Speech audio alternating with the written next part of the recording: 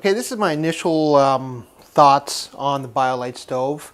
During this video, I'll post some stats on it. I just don't have them in front of me right now. Now, I've had this out a few times. I've had it out in wet weather, and I had it out in dry weather. Wet weather, a little bit more challenging to find wood to burn in it, but you will be able to find wood to burn in it. If you know what you're doing, you know how to find wood and dry wood in wet weather, you'll have no problem.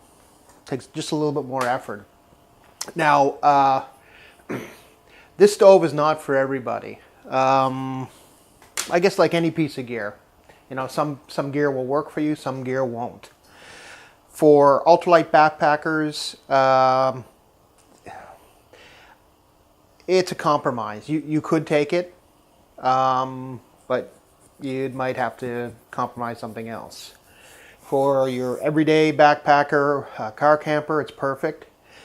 I thought to myself when I was reading reviews on this, is that I thought some of the reviews saying it was hard to get a fire going and you constantly were feeding it wood. My thoughts is that if I can't get a fire going in a can and keep it going, then I need to stay home. That's what I thought personally. I shouldn't go out in the woods. This by far is the easiest way to burn wood in the woods, in my opinion. For me, I mean, it's you know, it's, I guess for fire making, it's kind of child's play because you got a built-in fan that is feeding air underneath. You couldn't ask for a better setup, a more ideal environment for a fire. I think this is... So you can hear the fan going. That's on low. It won't go on high until I have a fire in it. Of course, I'm not going to start one inside. I'm nuts, but not that daring. As far as boil time, I haven't officially timed it yet. I will do another follow-up video as far as boil time is concerned. This is the pot that I use on it, and it fits perfectly right on top. Can't really see it, but that's the pot that I use, and it comes with its own lid. And you know, if I wanted to do, I can eat out of this, I can eat out of both, but it's a Primus pot, and it has a spout, as you can see right there. It's not a review on the pot, but since I have it, it's great for making tea, and it has the spout for pouring. Anyways, for getting it started, twigs, whatever. I have a collection of birch and wood chips. I don't take this with me because it kind of defeats the let me just shut that off. Defeats the purpose of the stove, because really the purpose of the stove is you don't have to carry your fuel with you because your fuel is all around you, biomass. So, but I might have a little Ziploc bag with just a few of this, just for starting the fire. So I have, you know, I have my dry stuff. You don't need to take it, but it doesn't hurt. And I also use this if I want to get a campfire going. Now, in our last outing, the thing that we noticed with this, on the outing that it was wet, we could get under a tarp and have a mini campfire. You're constantly feeding it. You can put bigger pieces in. The longest I've gone without having to feed anything was about 10 minutes, which is not bad.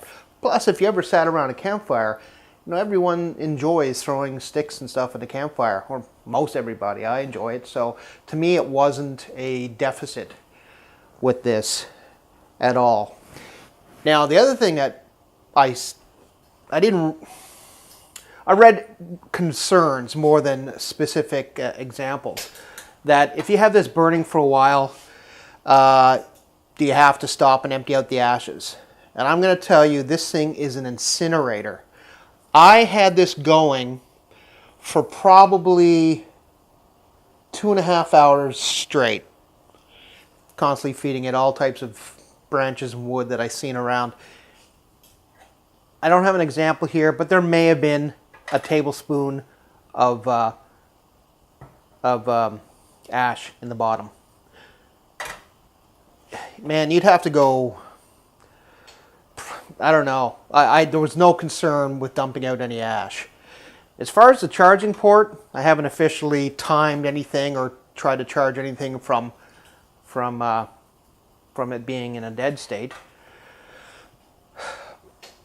But if I'm sitting around and I need to charge something and it takes me an hour, 2 hours, I'm not doing anything else in the woods, at least if I'm just sitting around and relaxing.